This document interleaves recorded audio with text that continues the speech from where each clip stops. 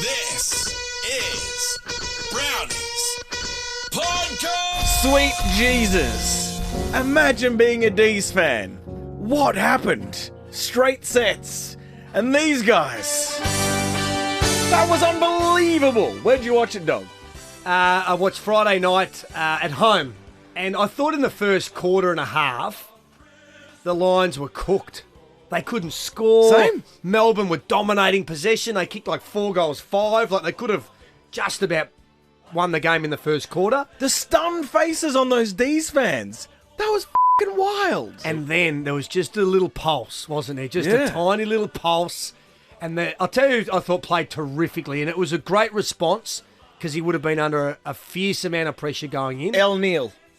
Dane Zorko. Oh, yeah. Yeah. You know, you remember what happened a couple of weeks ago with the Harrison Petty sledge and everything that unfolded. And he just focused on leading and winning the ball. Doesn't footy news just come and go like a stream? Like, I forgot about that already. Exactly. It's wild. It's not just footy news, it's news in general. Like, yeah, even when someone dies. The last time I heard about the Ukraine-Russia invasion was ages ago. There's still a war. It's like it's forgotten. It's over. Man, it's crazy, hey? It's Unreal. kind of up, actually. But imagine, again, being a D's fan. You'd just be dizzy. You'd be upset. And the fact that a lot of these fans, they won the premiership over in Western Australia due to COVID. I know. Right? And all the Demons fans, Babbage and Burbank. they said, we'll watch them at the MCG go back to back. This is a dynasty that's going to be built, right? Oh. A lot of them didn't even rock up round 1 to see the flag unfurled. They just assumed it was going to happen. Oh. And now, well, I couldn't believe Burbank, he's the smart one in hindsight. He's the only Melbourne supporter in the Eastern Seaboard that actually saw him live. I tell you what was absolutely abysmal was their showing up to that. You know, your team is in a semi-final. That very rarely happens and is something that every fan wants. They didn't even show up. What was there? 48? 55,000? It was a disgrace. The entire top tier, just about empty. Yeah, that's no good. That is a disgrace, mate. West Coast get more members in Melbourne. We have the most members in the league. Who cares? Which is weird. Is that always weird to you? The West Coast have the most members? Yeah, a little bit. Like, I just struggle to believe We're rich as and that means we'll be back sooner than you think, you dumb idiots. Yeah. Hey, Dog, I want to show you, play you something that we got trolled on the Nova Breakfast Show. Did ya? So what you're about proper trolling. What you're about to hear is a caller. It's coming to the end of the chat and me saying goodbye to the caller.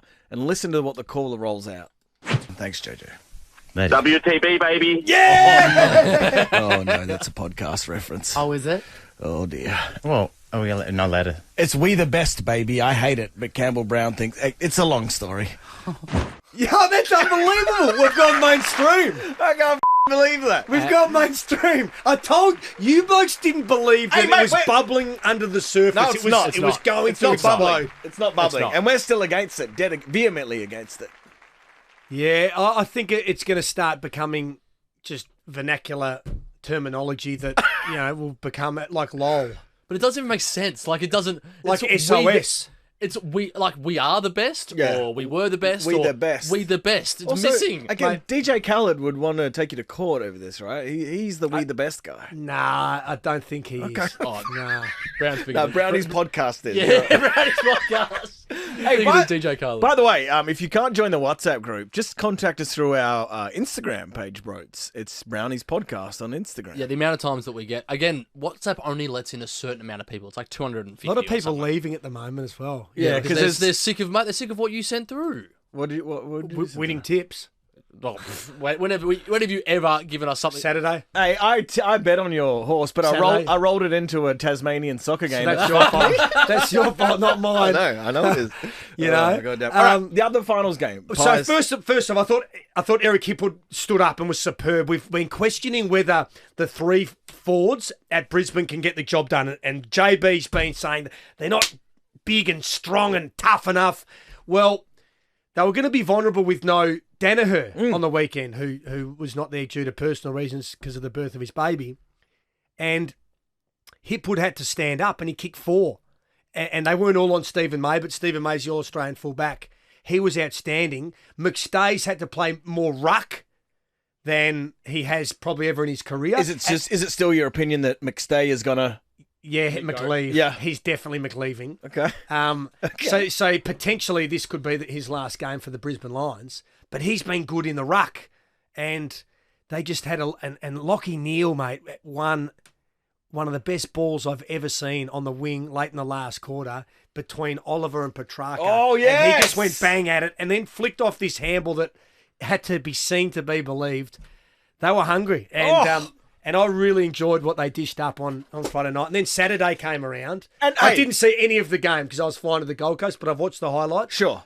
Collingwood were good from the The start. final season, it's been honestly the best I'd say ever, right? Up until that game. It's been very good. Like, yeah. I can't remember a one with every single game being a cracker. So eventually we had to have one. I was at the Collingwood game, and it was unbelievable to be there. Just 91,000? Yeah, just the noise, and Yeah. that was probably the loudest game I've ever been to. And even when Ginnivan would kick a goal, and he's in front of the crowd, he's got the arms up. Man. He's like this. It would just erupt, and so much so that it was like the sound was reverberating off the walls. Freo would have been just gobsmacked. Yeah. They were. They were. The sound of affirmation.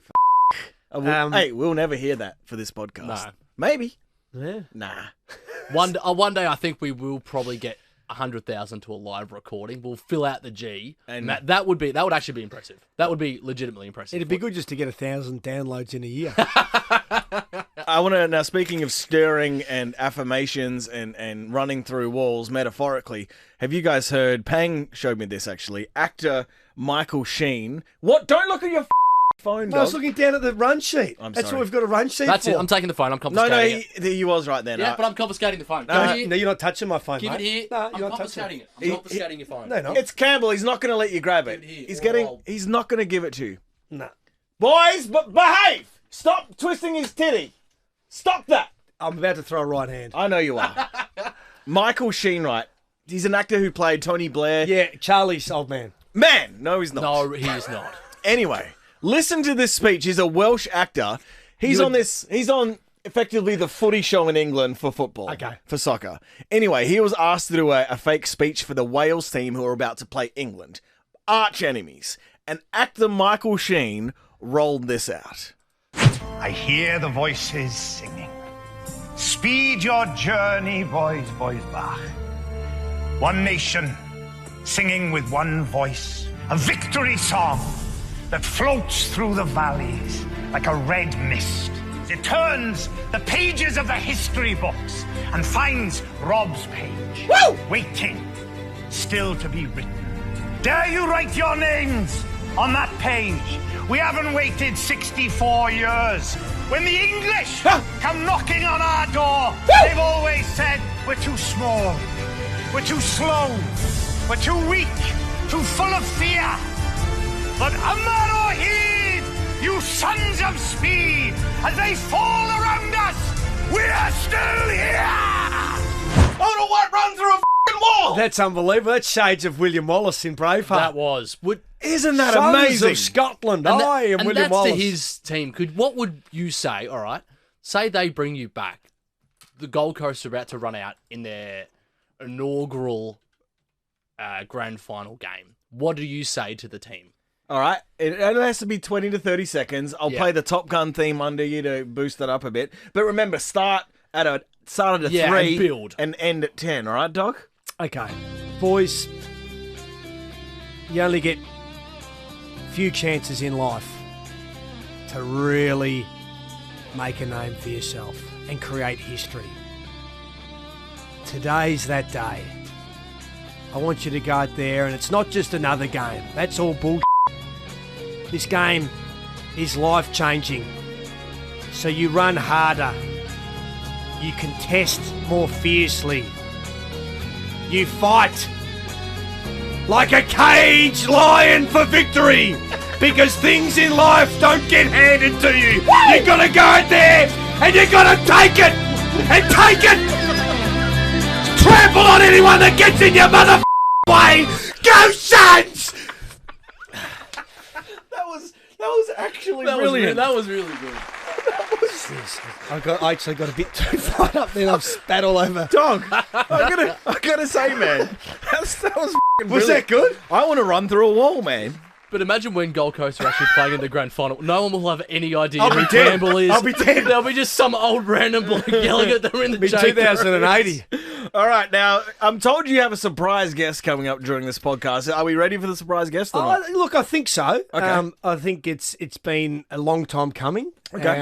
And there's been questions about whether I can produce guests to this podcast over the journey. Yeah, because you sort of haven't, right? Like, at all, Broads. Like, not one. Not but once. That's fine. And so I've reached out to a friend of mine, and I think it's quite appropriate that we get him on the line. So We don't know. for years, you've questioned my credentials to be able to get a guest on Browny's podcast. Hayden Burbank! Browny. Holy Everybody. We're going beautifully, mate. How are you travelling? Good. We've caught the What's going big fish! Nah, well, we know you're an avid Melbourne supporter, mate, and when they lost on the weekend, you know, I looked around at some of my friends and I saw the devastation in their eyes, and I thought, they might never see Melbourne win a premiership, and you have, my friend, you have. Yeah. Thanks, Browny. I was pretty gutted myself, so don't worry about that. I was looking all weekend. Burbank, But, when you're at the game obviously you're at the game, Burbank, on the weekend. Yeah, no, absolutely. At what point did you see at the end of the Titanic when everyone's bobbing up in the water all frozen and dead, what part of the fourth did you realise that was you guys? Oh, look, I was of hope right up to the end, but yeah, I think the lever free kick, that's when we got up and walked out. Woof. That was the final straw. What was he thinking, Lever? First he gave away the free kick, then he just held onto the ball for like 8 seconds longer than It he was needed a to. pretty rough free kick, let's be honest. In his defence as well, it would have been that loud and emotions and whatever, but Yeah, you got to give the ball back. You got to give the ball back. Have you had time to reflect, right? And hindsight's a wonderful thing, and I think that there'd be a lot of people that were jealous of you now that you've gone over there and seen the premiership, and it didn't happen this year, and we don't know when it'll happen next, mate. Have people reached out? I had no choice of reflecting. I had mates just texting me non-stop all over the weekend, 2 words, worth it. That's all I texted all weekend. Again, upon reflection, would you do it again? Look, I'll have to speak to my mum about that one. I'll put her through hell, so let me get back to you on that one. Isn't it funny, Mr. Burbank, that at the time it was such a big deal from a COVID perspective, but now we moved on and it just doesn't matter? Remember, like, if one person got into a state, they were on the front of the paper? It has passed my mind that quite a number of times. Yeah. It's kind of, no one gives a No now, one gives really. a shit. Really. Correct. Like, on that fateful day, what would you have done on that day differently? On the fateful day. Might not have gone into the rooms after the game. or wear a mask with Browny's head on it or something. Is that what sunk you, being in the rooms? Correct. Right. Yes, correct. Has anything, like, life's back to normal now, right? Like, has anything changed in your life because of it? No, just that every peanut wants to talk about it non-stop, so, but yeah. Well, we thank you for talking about it with us, because we've legit... I've been trying to get Hayden on because we were staunch supporters of his through the journey. I'm obviously not a great fan of Mark McGowan and the way that authorities handled COVID. I thought it was a disgrace, and we were recording the podcast the day that the story broke. Remember? Yep. And I've been trying to get you on for 9 months, and for whatever, you've had your reasons, you didn't want to come on. So thanks for joining us, mate. No, I appreciate your support, boys. We called ourselves the Babbage and Burbank Bandits. We were all behind you, mate. We were petitioning. We wanted you out. We had Freedom. stubby holders made and everything, actually. Was it up going to prison? Was it scary? It wasn't fun. Wasn't the holiday I'm used to. Which is over in Europe. Hey, I always see these stories about how people in prison they get women that throw themselves at them that like those sort of people. Have you found any like that it, sort of prison groupies? Yeah, I found girls do like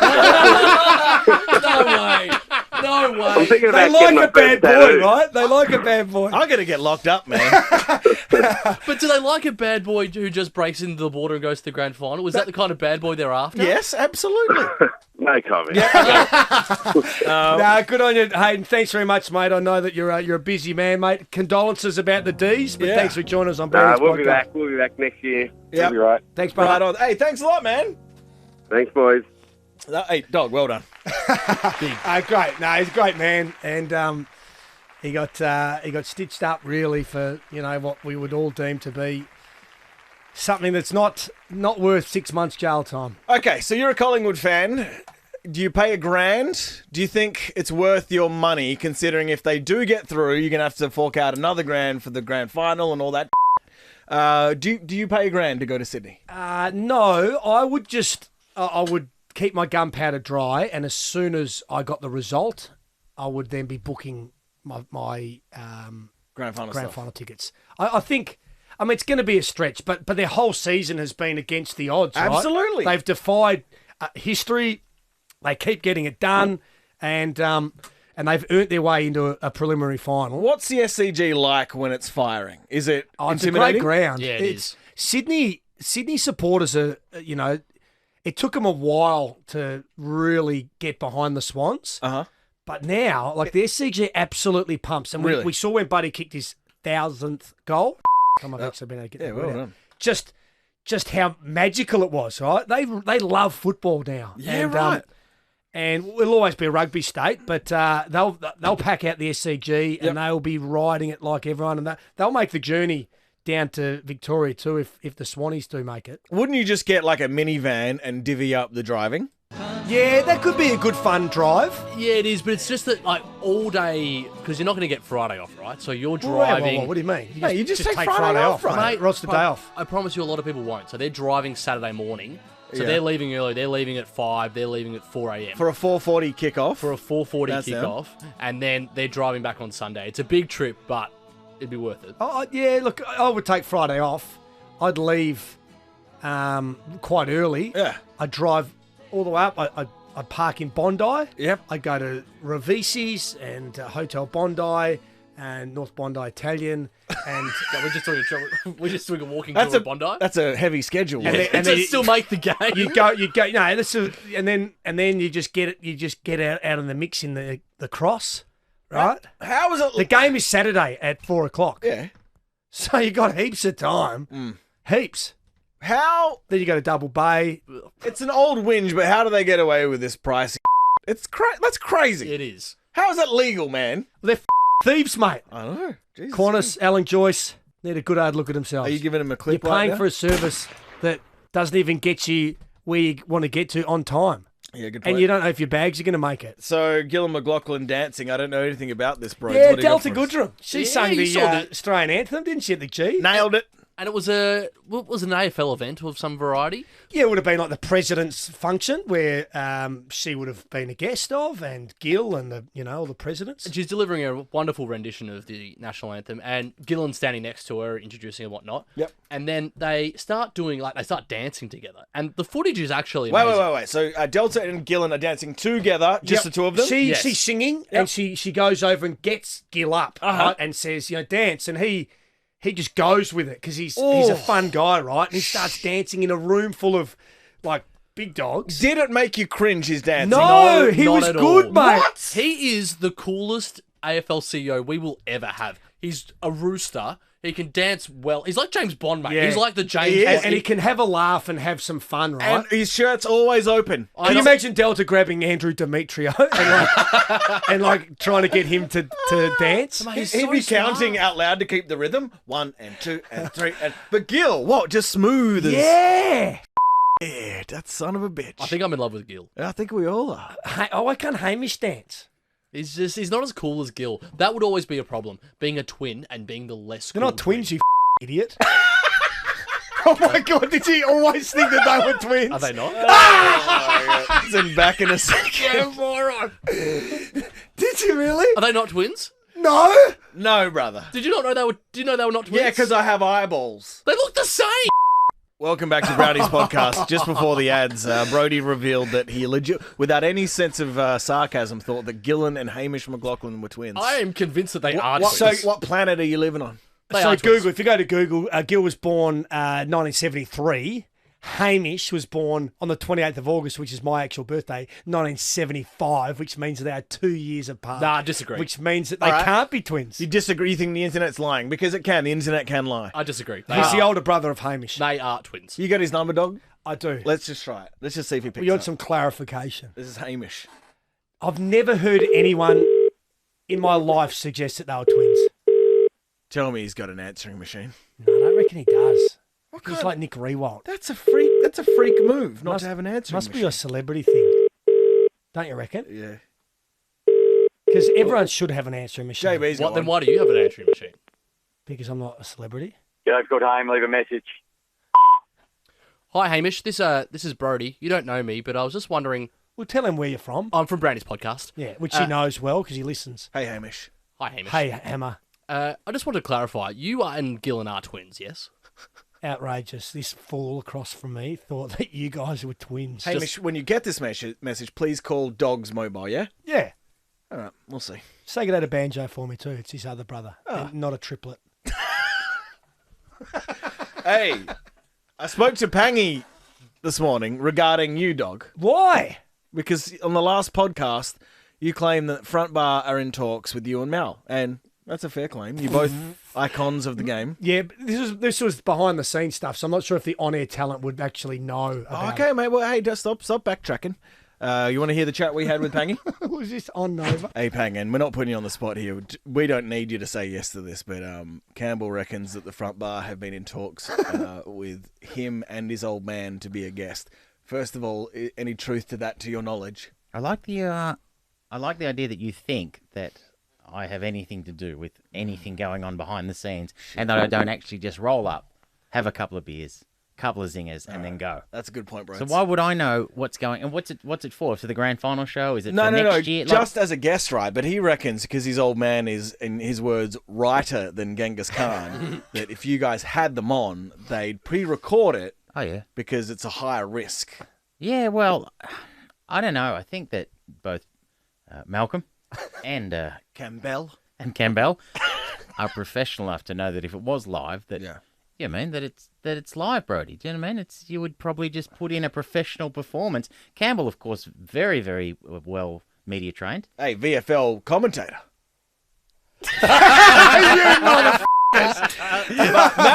Mal's a pistol. You don't know what. No, that's true. Look, the only thing I'd say is that there's a difference between Mal Brown coming on live television over at the bar in a safe environment and then, you know, possibly being door stopped as he's getting out of his car or into his car. There's a subtle difference between those two things. Interesting. Yeah, very interesting. I'm going to call the producers next week. See if we can get Okay. any closer to this. Yeah, well, we'll wait and see. Hey, what's this cricket audio that I've been sent? Oh, so this is truly remarkable. There was a Most Aussie thing ever, right? yeah. So there's a game of cricket that's being telecast. It's like I don't know, a B league, and it's just a warm up for the summer. On right? one of the KO channels. Yeah, I don't know. Was it on Channel 7? Was it your mates at Channel 7? TikTok. TikTok. Okay. The video has come from TikTok, but Okay. it was a local, Sure. relatively like a D grade that was being broadcast because it's heading towards summer and everyone's having like practice warm up games, right? And Wasn't it just getting filmed by a guy's camera?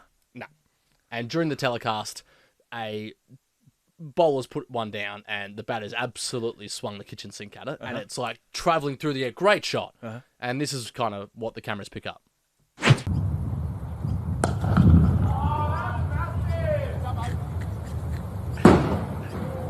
It's in a car.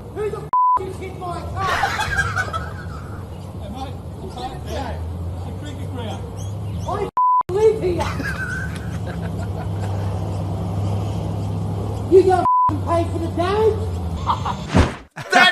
That cannot be real. Yeah, that's real. Isn't that real. sensational? That is gorgeous audio. Massive six. It's hit his car. What a rich sound it made when it hit it the was car. pure, wasn't it? Oh, Pure that off is the bat. that's middle of a windscreen. The thing shatters. Car's But cooked. the thing is, right, like, who's in the right and who's in the wrong? So he obviously lives opposite a cricket ground. Uh-huh. So that's his fault for buying the house opposite the cricket ground. He's parked on Yeah. the street, right, opposite a cricket ground. I reckon So- the cricket club should have insurance for this event. What do you guys Yeah, think? actually, I hadn't thought about that Like, just they pay because it'll happen. It'll right? happen. It'll come up. But it's the same thing with golf. It's the player's responsibility. If they hit a car, you either run, Yeah. definitely run job, Yeah. ditch the bag, take your wallet and keys, you're gone, or you go up and say, yeah, sorry, I've actually hit your car or hit your house. Yeah, but the thing is, right, if you buy one of those houses that is along the tree line of a golf course, of course people are going to slice it into your house every now and then and smash a window or whatever. So that's not the golfer's fault that they've played a poor stroke. But it's their responsibility. They have to pay for it. Is that No, right, I Brace? disagree. It is 100%. That's how it works. It can't, because you're entitled to play a shot of cricket or golf, right? And it's not going to come straight off the middle. You don't need to worry about what's to your right and what's to your left. And when you pay for your It's 9 not holes, intentional. Isn't it on them to say, look, by the way, legally, they warn you that No. if you They've bought a house literally next to a golf course. You need to pay. Bull. No, way. you need to pay. No way. So what, the golf course goes, don't worry, mate. Oh, you hit my small child. Oh, it's all good. I'll pick up the bill. No When stress. you purchase a property along the fence line of a golf course, then you need to be aware that every now and then a golf ball might fly over into your room. It's Baghdad. Yeah, Hezbollah. What? Isn't Hezbollah I don't know what that means. shoot rockets at Baghdad? I don't know. Yeah. let's just give that a quick Google, eh? Let's see if that can be included. Hezbollah. You've never heard of Hezbollah? Isn't Hezbollah that tiny gentleman? Yes, it is. No, it's not a gentleman. Well, That's Basula. That's Basula. no, that's Hasbullah. Hezbollah. Hey, very different to the Hezbollah group. That, Okay. How do you spell terrorist- Hezbollah? Hezbollah. I'll be so impressed if this is accurate. You guys are uneducated. Yeah? I thought. We didn't go to Scotch, man. Hezbollah is a Lebanese Islamic political party Bang! and militant group led by its Secretary General Hassan Nasrallah There you since go. 1992. Parliamentary wing is the Jihadi Council. Oh, they've done some pretty bad stuff. Of course they have. Dog, hey, you're smart as... Hang around me more and you'll be more No. intelligent. Back in a second. Welcome back to Brownie's podcast, and I just want to find a nice song because I want to do something just off the cuff here. Talk about our friend that is not here, Big John. I'm going to play the Golden Girls theme, and then we're all going to say something nice about our big friend. Hey, Big John, you smell nice, and I'd call you if I was in jail. I've missed your rough, gravelly voice, mate. Johnny, you've given me so much money, and I hope you continue to do so. And if you threw a party, We missed you, John. Come back to us soon. Come back, brother. you would see the biggest gift would be from me. And I've the been card sleeping with attached would a bit of Lego next to my bed, so when I wake up, the first thing I see is Lego head.